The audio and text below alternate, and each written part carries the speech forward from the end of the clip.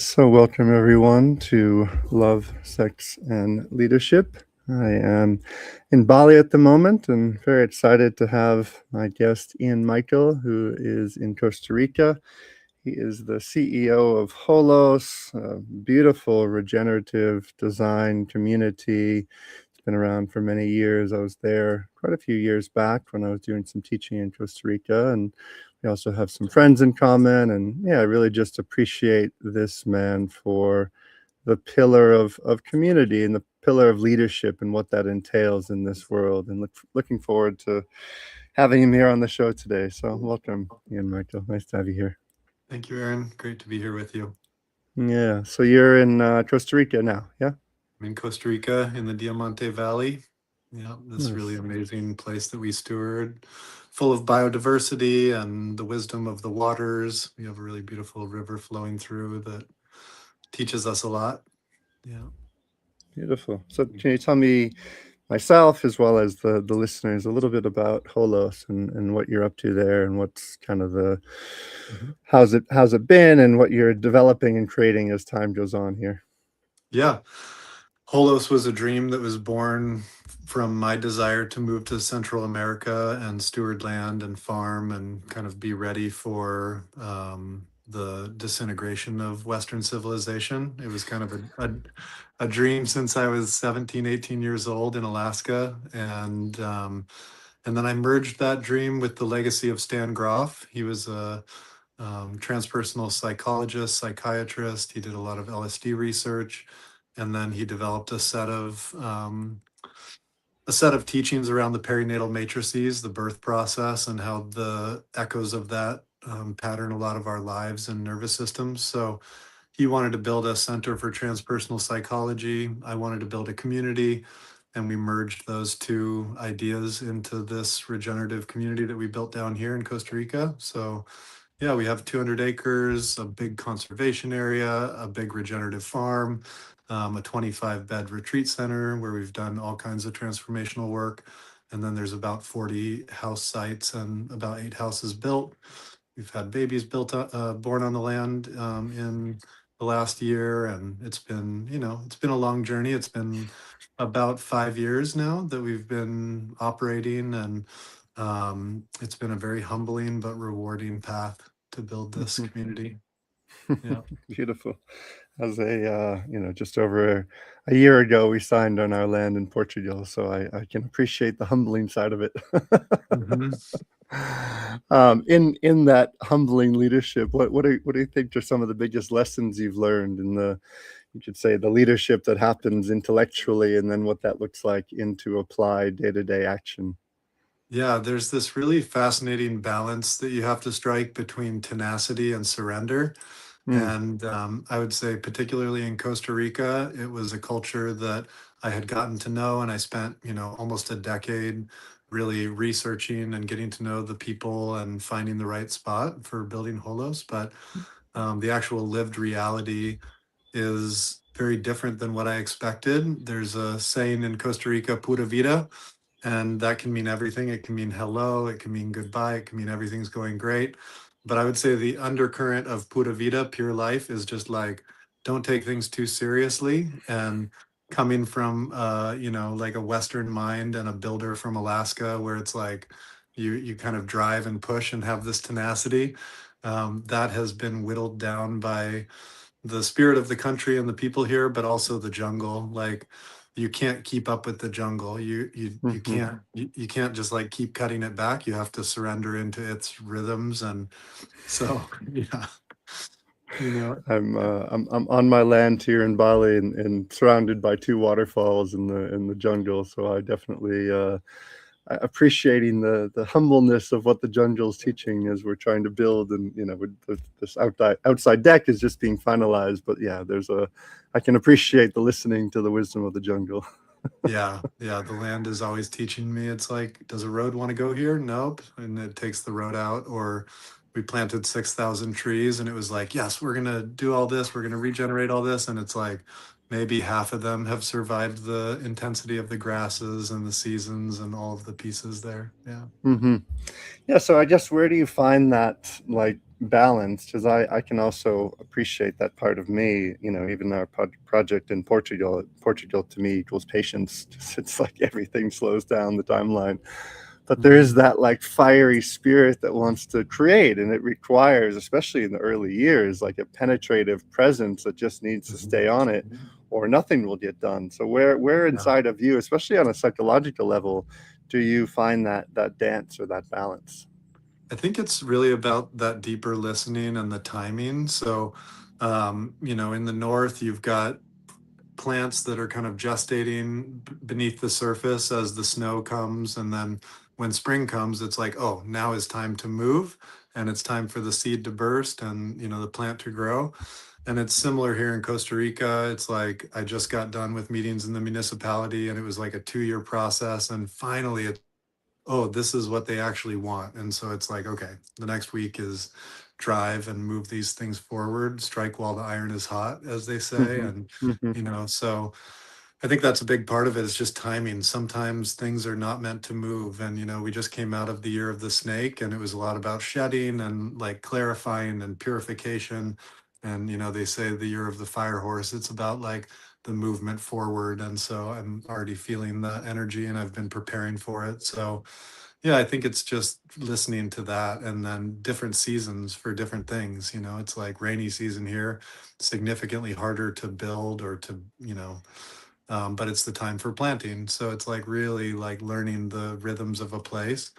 One of my mentors, he said that it takes 3 to 4 years for our biorhythms to sync with the place that we're living in.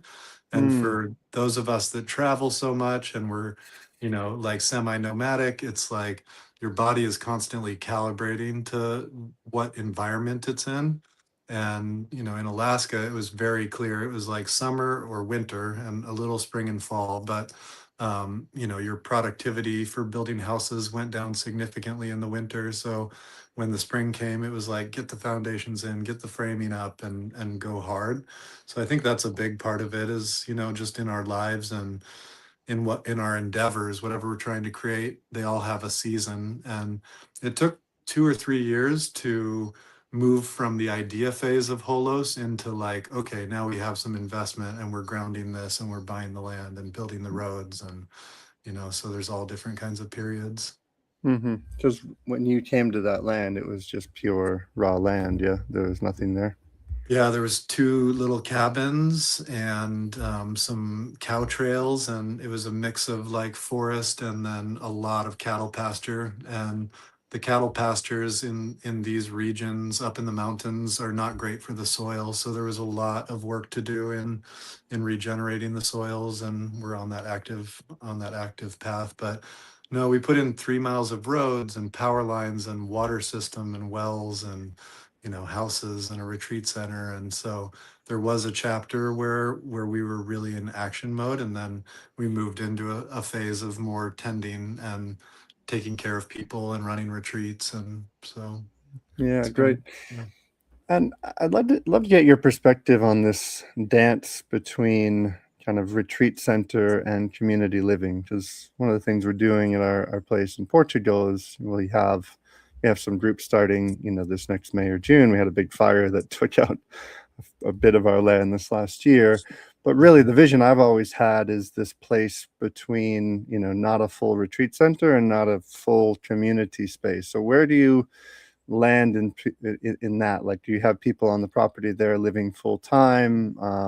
You're having retreats all the time? Where is the balance between the two to feel like the retreat center can flourish, but also the community can also flourish? Do you feel like there's enough space there? What are your takes on this dance? Yeah, we have 200 acres, so there's a lot of room for a lot of multifunctionality.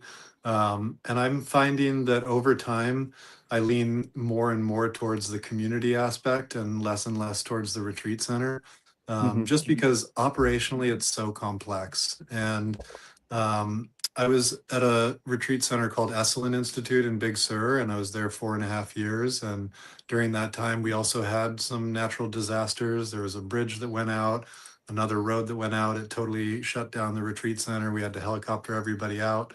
And during that time of challenge, um, the administration decided that it was like time to basically lay 90% of the people off. And so there was this fabric of pseudo community. Everybody felt like a community, but then we realized, well, it's actually a business. And so there was this dispersion of energy, and it's taken a while for the spirit of the place to like really recover from that moment, I think. And one of the great lessons for me during that time was the importance of community for holding a deeper fabric, people that are Hmm. really invested in the place, that build the layer of the psychic like safety for all the guests that come in. So I feel really good about what we're building because there's a good focus on community. Right now there's 8 houses here. At least half of those are full-time residents, and then the other half are staff and part-time residents. And, the longer term vision that I have is that the community and the retreat center build more together. So, a lot of our community are practitioners, psychologists, breathwork practitioners, there's some chefs. But my hope is that, like, by building the infrastructure of the community in a really strong way, that synergy will very naturally, emerge that'll support the retreat center. And the retreat center supports a huge local community. We're the biggest employer in this little village of San Salvador. And so a lot of the moms and women in the community really rely on us for their income. And so I feel this sense of, I don't know if it's obligation, but like duty to caring for all these families. So there is like an economic engine that's important. And also, I think for any of these communities to really thrive, you do need some form of a driver that connects people. And so we do a lot of events, music, ceremonies, yoga, that are opportunities for people to dip in however they want. But you can't really manufacture community. You can't force it into place. I feel like it's something that is an emergent quality of the relational fabric that is built naturally. And so setting up a community or setting up a space that's a retreat center and community in ways that people have these natural convergence points and they can follow their dharma and their own individual interests and find commonality there. So it's really a dance, and that's been one of the rubs at times. It's like the balance between running a business and then the community desire. So we have the retreat centers up on the ridge, this unbelievable, beautiful vista, 600-foot waterfall in the distance, and everybody would like to be there. But then the reality is that there's times where we have to close it for a closed container of people doing deep work with the retreat center. And that's the majority of the time during our high season, like January through February or through June. So my solution to that is that the retreat center is going to have 2 zones, one that can be permeable, people can come in for a night, people from the community can come up. That'll be spa, events, restaurant. And then the closed group containers will move into a different zone where we can have like 20 to 30-person retreats that can be more private, because there is a piece of doing this really deep work, whatever it is, where people want to have this sense of familiarity with their group and not have new energies coming in, and somebody Hmm. may be in a really deep process. So it's a pretty constant balance to find the valence points, to like find the concentric circles of like what is needed at any given time. So it's pretty dynamic. Yeah, yeah. No, I can feel the thought process inside of that, and I guess from a functionality and kind of growth side, there's. Do you see a lot of financial return from the community side? Because this is, I feel like, where a lot of communities kind of fall apart over time, is that they want to come together, but then don't always have some type of ROI that's bringing money in the door. And then if Right. it's just the retreat center, I mean, I'm usually running 15 to 20 retreats around the world. So I see a lot of beautiful, amazing places, but there's no life force outside of just the retreat that's there for the week. So like, Mhm. do you have things in mind in what you're saying to kind of bring more the vitality and the aliveness, especially on an economic level from the community side? Yeah, it's something I've spent a lot of time contemplating, like how to inspire people to bring their gifts forward and create entrepreneurial endeavors. And I think that's something that we still have to develop as a community. Like basically, you could call it an incubator, but like creative time where we can collaborate and talk about each other's gifts. And like, we've got these amazing chefs, had a very high-end restaurant in California, basically retired and moved here. But it's like now they're settled, they've got their house, and they're looking for like, okay, well, how do we apply ourselves? So maybe they build kind of a cottage industry around their skill set. We have others who are like a psychologist that has a podcast and brings in guests that are either community members or visiting teachers. And we're trying to build those creative ways. And then we have this thriving farm, but it's not thriving to the extent that we can like build products yet. But that's a big Hmm. curiosity to me of like, how do we build, it doesn't even have to be Holos branded, but relevant products for this region or even beyond here. So yeah, those are all things that I'm actively thinking about because the retreat center model is, it's limited. Some retreat leaders really make a good living, but I would say the majority are doing it as like a side project and something they're passionate about. And the retreat centers themselves, after working decades in retreat centers, most of them are like pretty marginal economic activity. It's like just enough to cover all the expenses. And Hmm. Hmm. especially, like the labor costs in Costa Rica are much higher than what I expected, and just the cost of doing business. Portugal maybe a little bit less. Bali, is fortunate because like you have a lot of incredibly skilled people that you can employ and support your endeavors, but that's pretty rare in the world. And then the economics of that always catches up to you at some point. So, you know, I think it's going to be a really interesting chapter as job markets in general change with AI and all these different pieces. It's like, okay, well, what endeavors can the human do that are really worthwhile? And Hmm. some of Hmm. that I think is the soft skills, but AI is also becoming great at being a therapist, and like a lot of people are using that as as their means of support. Hmm. So Hmm. it's a fascinating moment to think like in terms of, okay, as community, what value are we bringing to the world that's really unique? Hmm. And yeah, I'm very active in that contemplation. I'd love to hear your thoughts too, like how you guys are thinking about that in terms of the long-term sustainability of your project. And yeah. Yeah, I mean, with Portugal, what I've kind of envisioned there initially was a balance between both. In the higher seasons, summertime, we'd have more groups and things happening, but I never wanted to see it a place that we're holding um, week by week by week retreats. And also the mindset that we've had on the community side, and I'm still kind of exploring this. I mean, we're a group of about, 10, 12 founders right now, and still space for more, is not like kind of a nomadic soul sanctuary. So less about like people living there full time year round. Almost everyone who's coming in, they have a home in Israel or a home in the US, or like myself, my partner and I have a home in Bali and in Spain. So it's more about like when you're coming in, you're in this time of community and connection, and what are the projects we're working on, what are the things that we're doing, and then that's for a given amount of time, whether it be a month or 4 or 5 months, but there's an awareness that there's another like space outside of that.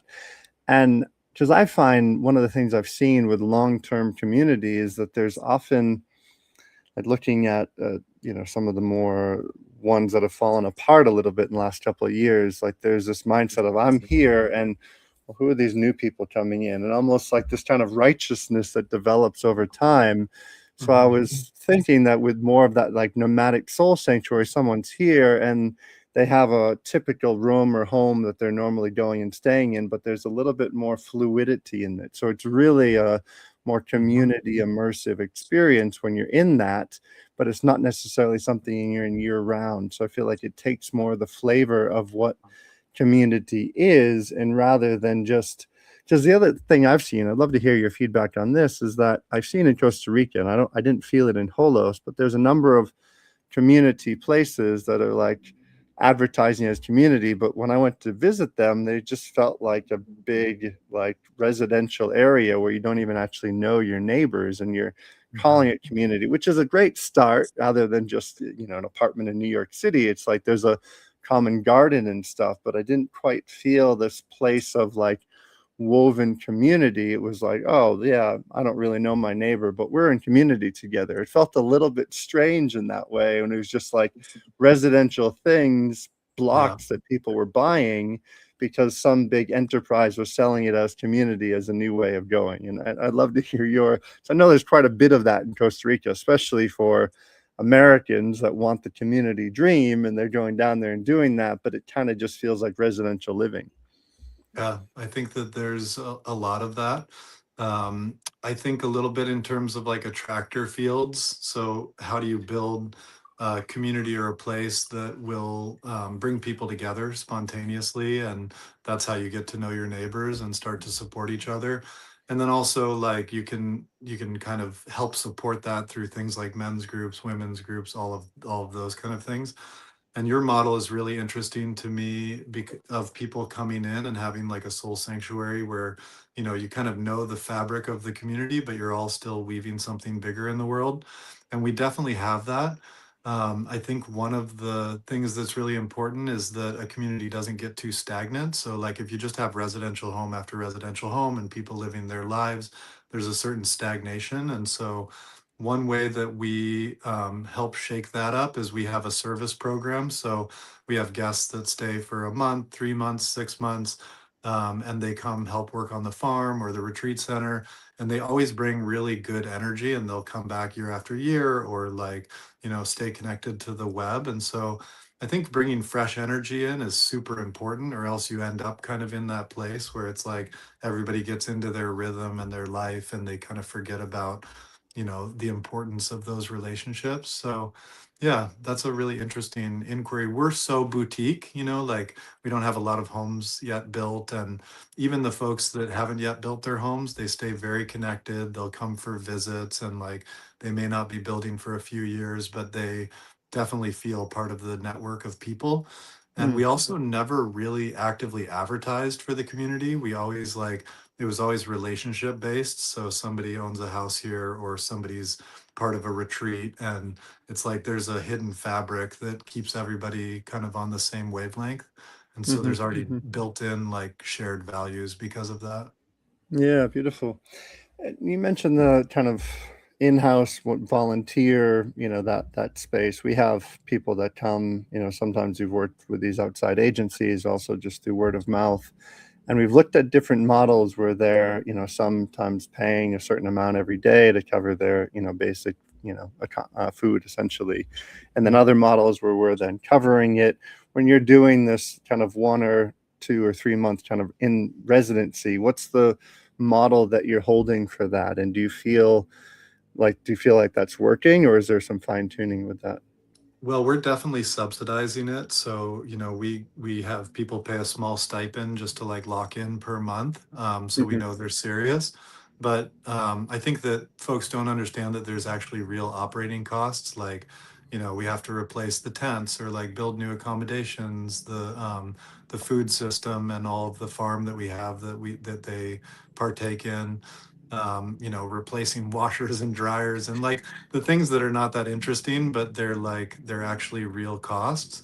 For me, it's like I'm happy to see the organization support those young people, or not even necessarily young people, but like enthusiastic people that want to come feel what it is to be in community, maybe bring their gifts.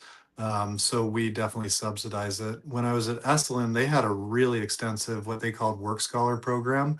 So people would pay a significant amount, like $500 to $1,000 a month, and they would receive both teachings and then also do 20 to 30 hours of work a week in various departments. And that was a much bigger, more refined system. But I do know that it's a lot to bring volunteers on, or even folks like that are paying to be there, like the training, just the upkeep. And so, yeah, it's going to be interesting to hear in a couple of years like what really lands for you too, because we're Mm. we're all kind of in the experiment of what really works. but For sure. there's so many people in the world that are wanting and needing community for their own like psychological well-being, and there's so many people that are curious about how do I get out of my city life and like, oh, this is a good landing place where I can, try it out.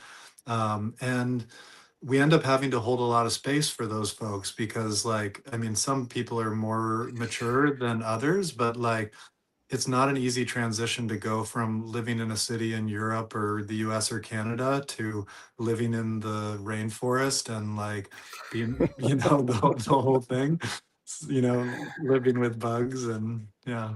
Yeah, I mean, that's been part of our process in this first year is like this sort of vetting process for people coming in. Initially, we had this whole long, extensive application that really just that in of itself kind of cleared the way of things. And then after the fire and the floods, and we just needed more hands on the ground to handle all the things there, the land.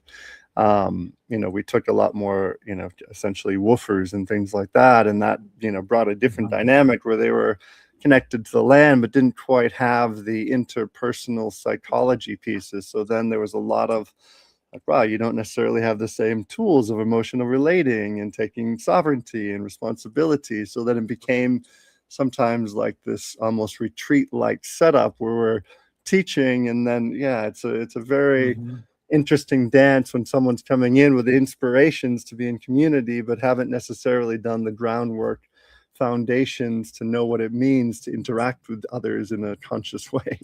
Yeah, exactly. And during my tenure at Esalen, I was fortunate to be there during a time that they had a very active Gestalt practice. So every Mm, department and the work scholars and administration, we all had process groups that were like weekly or bi-weekly, and then larger community Gestalt processes. And there was very specific like techniques and ways that the facilitators would help people build their psychological resilience and skills and ownership of their emotions and all of these things.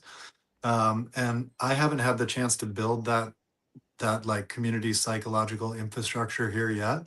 I've been in like physical builder mode, but mhm, that's definitely something that's nascent, and a huge desire of mine is like for people to get a taste of, these skills that we already have because we've spent a lot of time in these worlds of conscious communication and authentic relating and all of these different pieces. So yeah, it's very much on my mind because if you can build those like circles that are just part of the culture, then it's like somebody can kind of drop in and and held in a container so that whatever their personal process is, it doesn't kind of leak into the larger group. So mhm, yeah. mhm.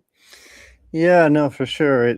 It's like the place of supporting psychological work, but not necessarily making it so intense where people feel like they're in process all the time. Mhm. And I guess a question to that, because I know you're also at Holos working with, plant medicine sometimes, and I'd love to Mhm. hear your takes on that, especially how you feel when like a retreat that's maybe working with plant medicine as compared to one that's not, how you feel like that impacts the kind of psychosomatic field also inside the community, people that are living there.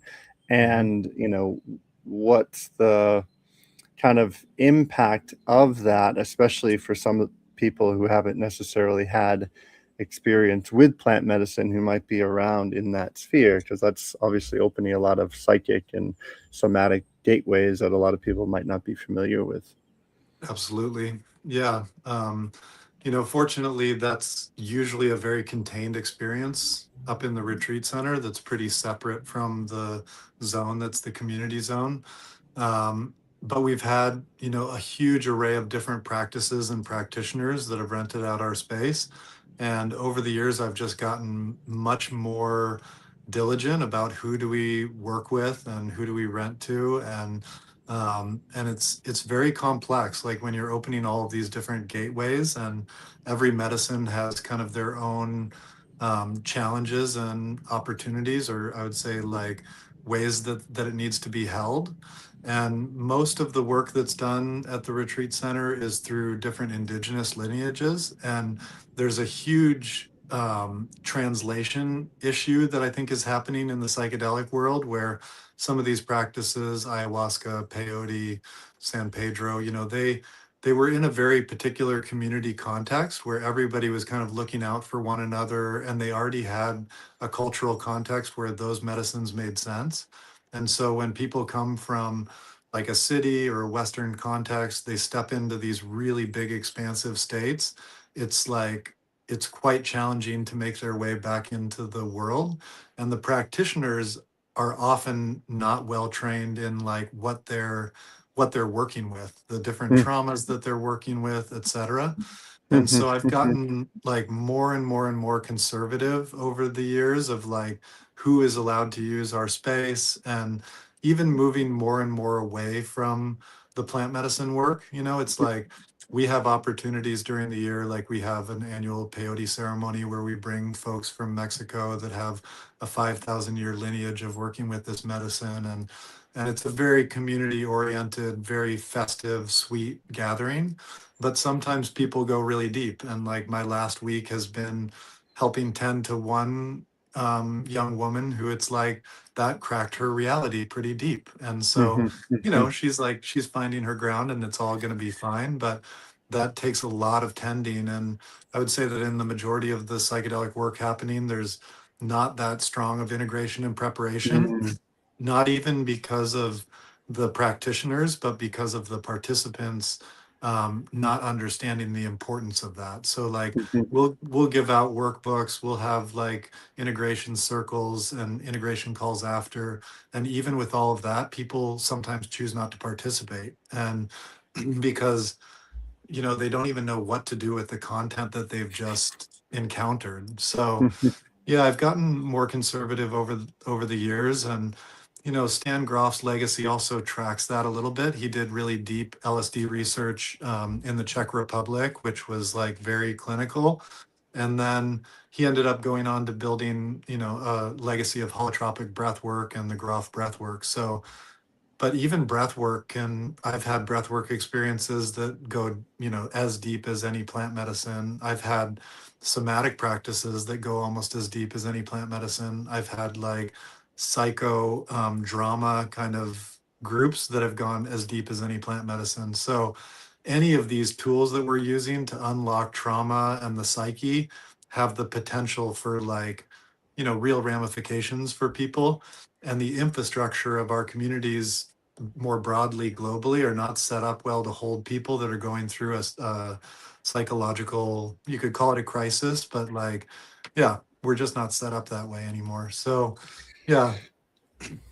Yeah, I can definitely relate to that. I mean, I'm not working with plant medicine professionally, but certainly on the psychosomatic side, I see a lot of deep breakthroughs that happens inside the retreat, and the integration conversation is always the most relevant to me, and especially in those who are working with plant medicine. I feel like it's not strong enough because the it's like the stairway to the moon is built, but not necessarily how to come back. And I think this is relevant, obviously, for community living and too.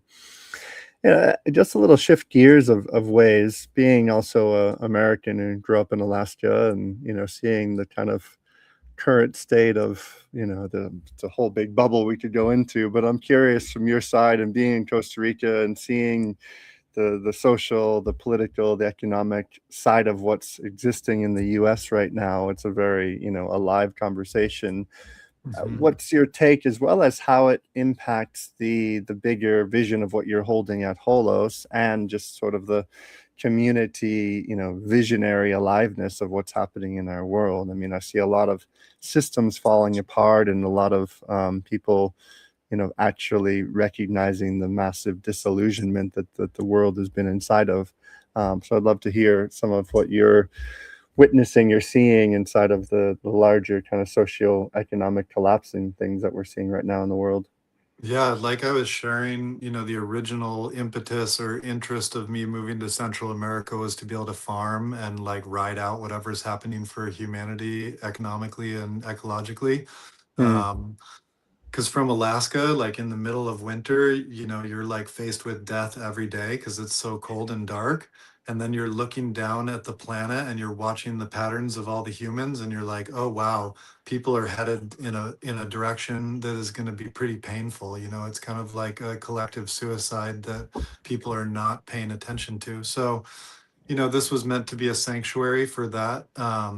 And we've always had the intention of having a center, at least in the US and Canada. And there's also been actually a lot of momentum for something in Portugal or in Europe somewhere. And um, I was first here like living during the pandemic. So I had this primer of what is it going to be like when things get really weird in the rest of the world. And it was fairly peaceful. Like we had good food supply. I could go down to the river every day and play in waterfalls, and like we were very much protected energetically. And at the same time, I was like doom scrolling through the death, like numbers and what's happening in the US. I had two kids that I was separated from that I like couldn't get back to. The border actually closed, so it was like there was no flights. So when I got back up there and checked on my kids and spent time with them, it became very evident that all of our lives needed to shift, because it was like the contrast between my life here and what was happening in the US was really stark. And the same is really true now. It's like I can watch what's happening on the news, and it's like it's kind of a horror movie.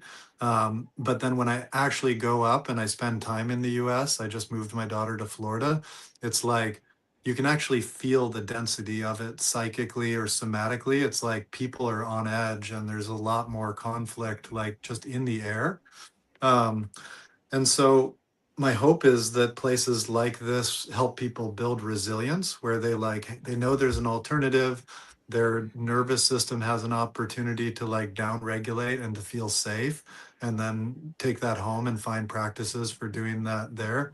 But I think that we're in this point where it's like it's all coming to the surface, all of the shadows, and the opportunity there is to stare them in the face and like recognize, where does that exist inside of me, and what can I do to transform that, and then be an active change agent. Because it's going to I think it's going to get like much gnarlier than it is right now. And Hmm. Hmm. there are places where people are right there, where wars are happening and there's devastating things happening.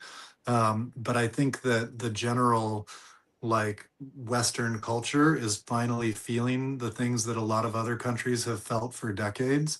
And yeah, so it's like a reckoning time. Hmm. And Hmm. I think that the more that we can support one another. I just found this thing. I was like scrolling through old Facebook stuff because I was looking for an old moment when I came to Envision Festival, and I found this like thing that my daughter had from when she was 6. She went to school and she like painted on this piece of paper, and it said, "Don't fight the patriarchy alone. Make friends." And I think like that was a good message for me at this moment. It's like, okay, well, how do we kind of like band together and build our practices so strong, and our like culture and our story so strong, that like it becomes a really good replacement for the story that's crumbling. Yeah. Hmm. Hmm. Oh, I love that. I love that she was doing that at 6 years old.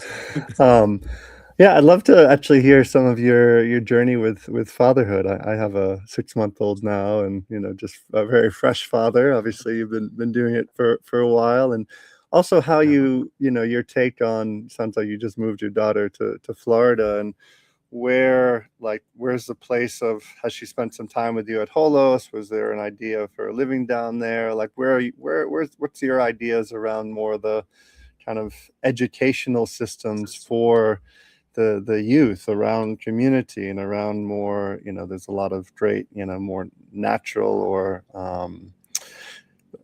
educational systems that are good outside of just the public school systems. But yeah, I'd love to hear some of Mhm. your insights, as well as maybe where your edges are right now as a father, and what you're leaning Totally. into. Yeah, my girls are 14 and 20, and so they're both on like different arcs of their journey.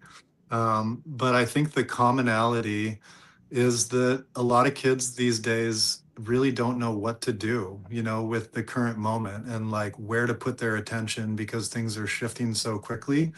And I was just holding my daughter through, and my 14-year-old through the experience of going back to school, like she's in a Waldorf school after 4 years of homeschool.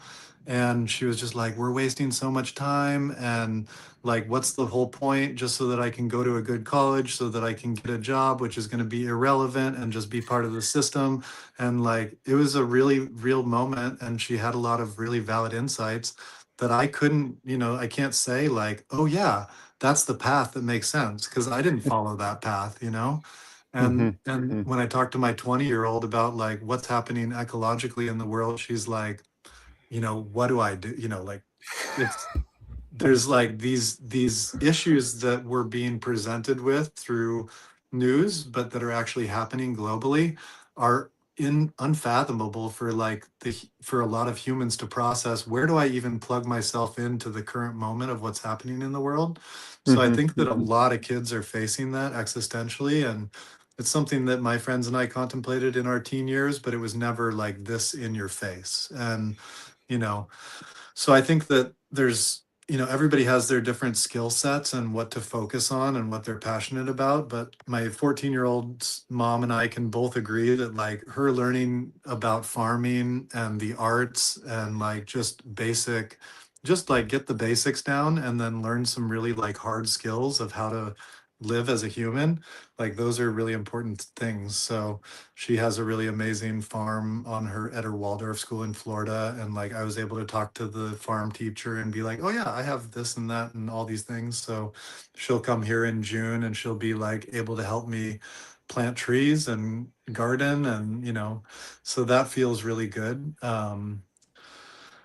But I'm at a loss as a father at the moment on like where exactly to help her direct her attention. It's like I can help her with biochemistry, and that's great, and like it's probably going to be helpful.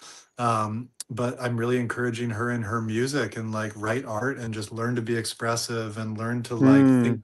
think creatively, and like I think those skills of adaptation are going to be as or more important than kind of what all the old hard skills were. Hmm. Hmm. And like my 20-year-old, she loves playing video games. She can build her own computer, and it's like I played a lot of video games. I think it probably, like, if you don't get sucked in too deep down that system, it probably builds like capacity to respond to things quickly and like the world that we're moving into. So I take a fairly like humble stance on all of that and like what they're choosing to focus on, and then help them be really good heart-centered human beings. I think Mm. like Hmm. our Hmm. capacity, like the relational skills, are the things that you learn through school, through proximity to other kids. But I think it's something that is best taught at home. Like Mm. that's really like, can you express yourself, and can you really listen to somebody else's perspective and hold that dichotomy with your perspective. And yeah, that's kind of the approach that I'm taking at this moment. And then just know that giving them a safe base where they know they're loved, they can like come down here anytime if things get really weird wherever they are, like they've got a room down here. And Hmm. Hmm. yeah, I think like a kid knowing that there's a safe place in the world for them is really important right now. Mm. Yeah. Mm. Yeah, I love that.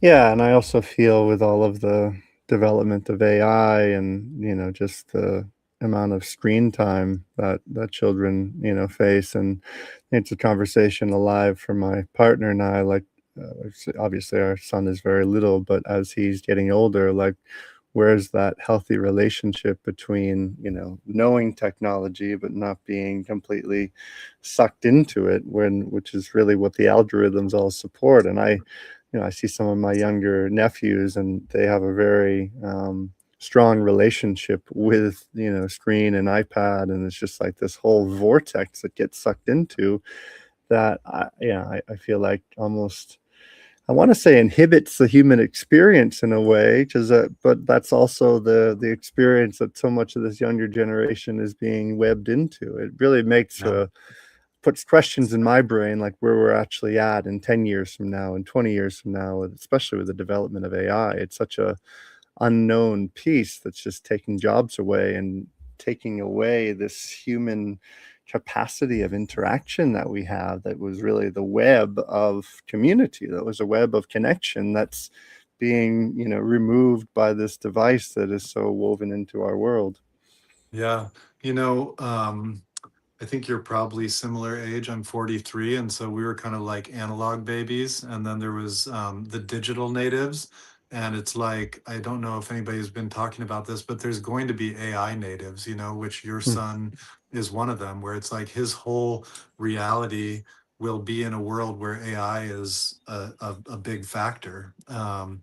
And so there's a lot of curiosity what that will look like. And I've bumped up against it with my girls. Like the first major, or one major rupture I had with my 20-year-old when she was like 14, was at Thanksgiving, where it's like, you need to put your device down, and she's like looped, like really addicted to this thing, and my younger daughter now, it's like, you got to stop watching YouTube videos till 2 in the morning because you have school at 8 in the morning, So Hmm. it's Hmm. like, it's really addictive. And, what I've started to do is like, okay, well, I certainly get looped in and I certainly get addicted. And it's like, I have to address that first and be a really good model. And then I can actually stand on some solid ground when I say it's time to stop. For sure, for sure. The addiction of the algorithms of social media and what they do to pull in. Yeah, I'm the same age. I'm 43 in 2 weeks, so Mhm. beginning of March. But yeah, it's really, to me, I mean, one of the reasons I have all of these lands so far away from, people and just surrounded with nature, is to really web that lifestyle of nature into it. And it almost reminds me of all of these big, the movies that we see, the sci-fi movies, where there's this separation in society. It's like the technocratic world that lives fully more into the AI city, and then there's the other, kind of land-based people that, slide away. And I hate to see that separation happening, but it almost seems like it's happening before our eyes. Like Mhm. there's the dance in between, but there's those individuals that are just completely growing up and living in concrete jungles and, connected to their iPhone at 1 years old, and that's their life. Yeah. It's a very different reality. Yeah, one thing that I'm appreciating about the rainforest, as we talk about this, is like it's so alive. It captures your attention in a similar way. And like, I had a guest a couple days ago in my Airbnb down by a waterfall that took a picture of a massive jaguar looking through the window at him.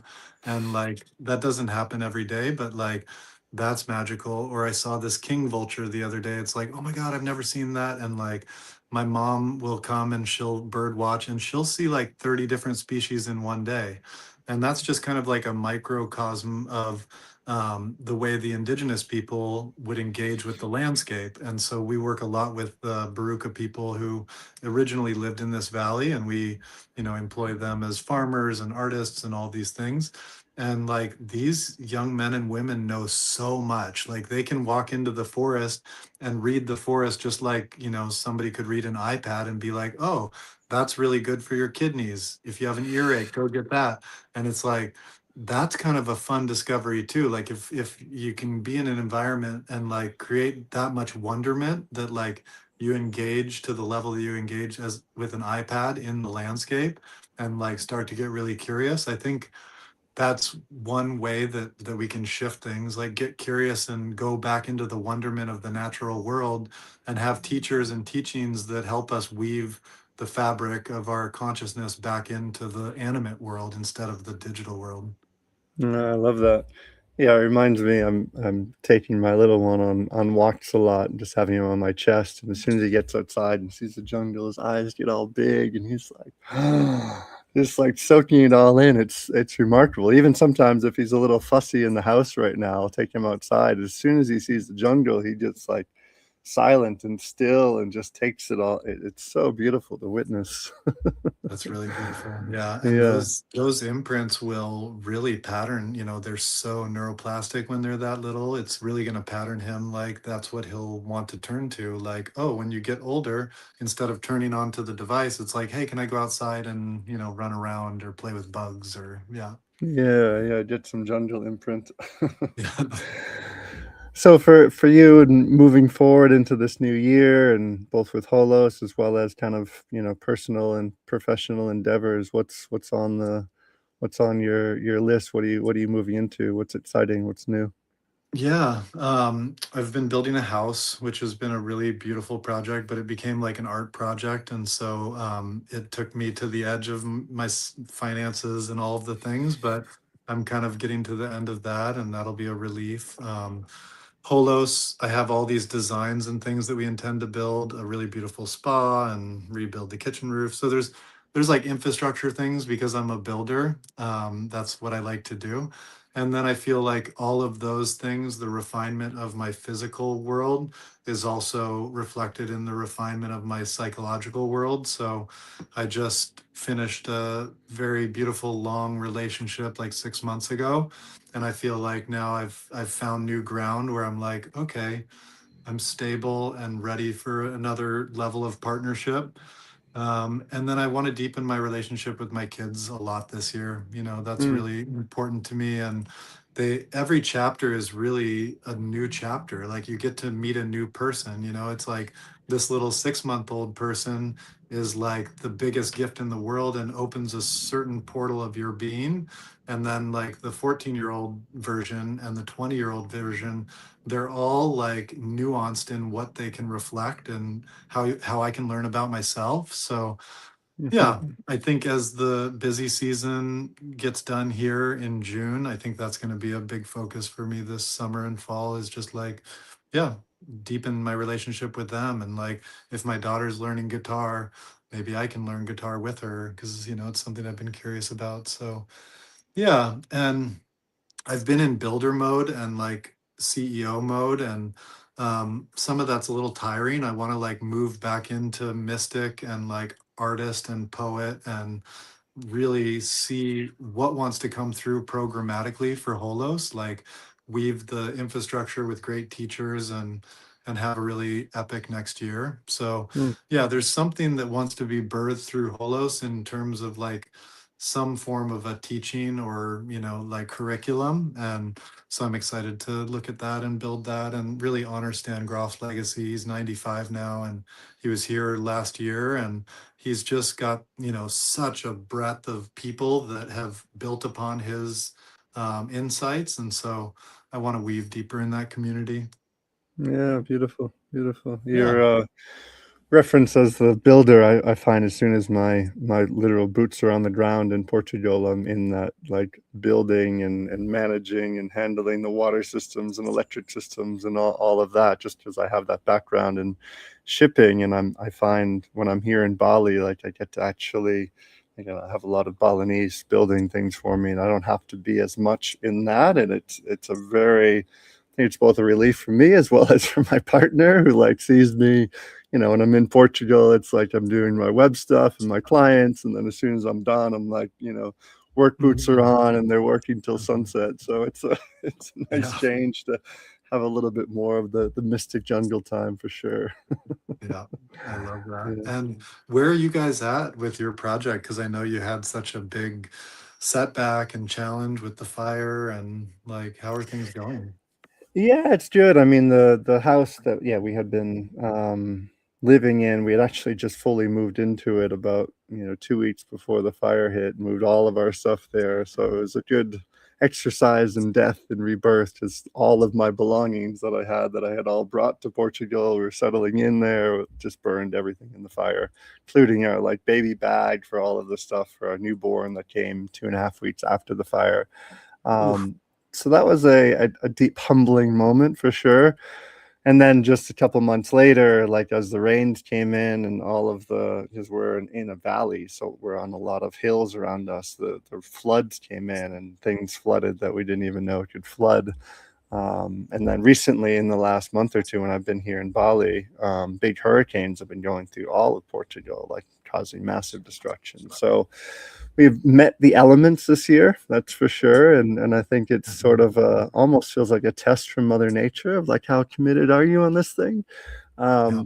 But we actually, in a couple of days, we're just about to start the build of our a beautiful 12-meter dome that's going to go down in the river. So we'll have that for our group starting in May. We have a permaculture design group coming in. I'm running a couple of my men's retreats the beginning of June. So our timelines have been pushed back. We have in the next couple of months, we have a few, potential founders and investors coming for a visit of the land.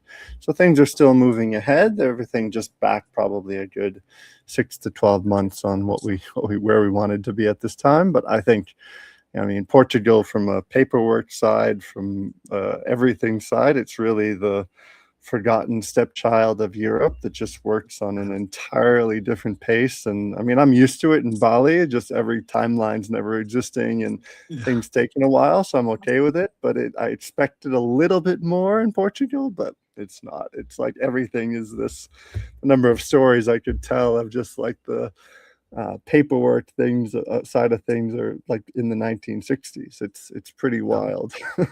Yeah. So we're moving ahead. The project is continuing. We'll have some groups and events through this summertime. We have more, community inspiration. I've always felt we bring in around 20 to 25 kind of founding members. Also have a river running through the property, several waterfalls on the land. There's a ruin right across the river that's one of our kind of phase 4 or 5 development. So yeah, it's a lot of trust. It's just trusting as the finances and the inspiration and the people come through and they feel the potency of the land. We also do have an alternative kind of Waldorf type school right down the street from us as well, which, Nice. depending on where my partner and I are at in a couple of years, we might, put our little one in there, and we'll probably be bringing in another child in the next year or two, I'd say. So yeah, they're moving ahead. And I think we're grateful to have a place like here in Bali that we can have stillness and quiet outside of all the hustle and bustle of community, and Yeah. also a beautiful home in the south of Spain that's kind of the same for us. So it Yeah. feels like a nice dance and balance in that way. Yeah. And certainly if Nice. you're out in Portugal land, come have a visit. I'd love to have you. Yeah. I Yeah. would love that. Yeah. Thank you. Any And yeah, I remember seeing the photos, and I have this waterfall fetish, so I would love to come meet your waters. Yeah.